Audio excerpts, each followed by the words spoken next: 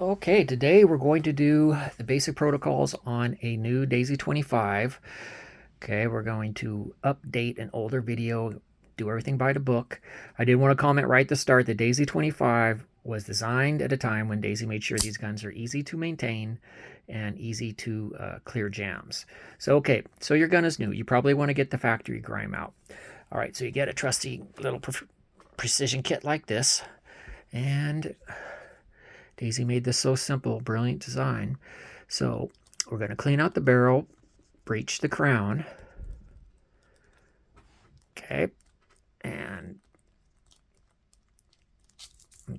and then I'll partially put it back together.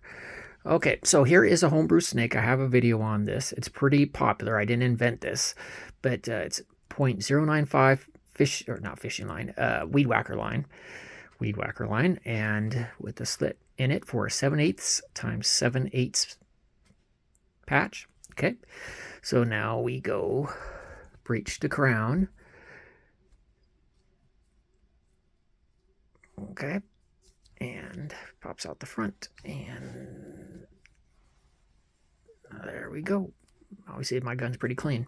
Okay, so expect that to be much darker when you get it new, and definitely because it's BBs and you're not having to worry about graphite buildup or anything. Once you get it clean, it should be pretty clean. Just oil getting in there from your power plant. You'll have to clean it every so often.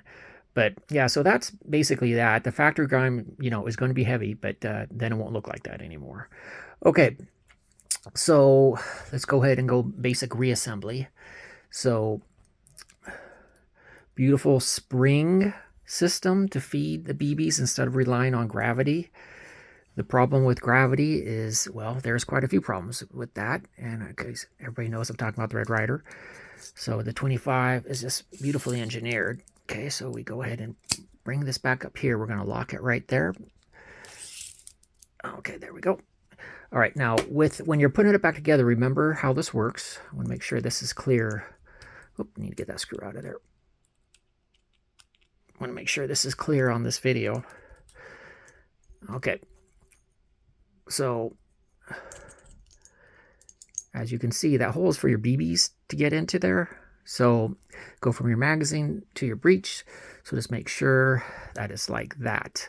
Okay, so when you put it back on, it looks like that.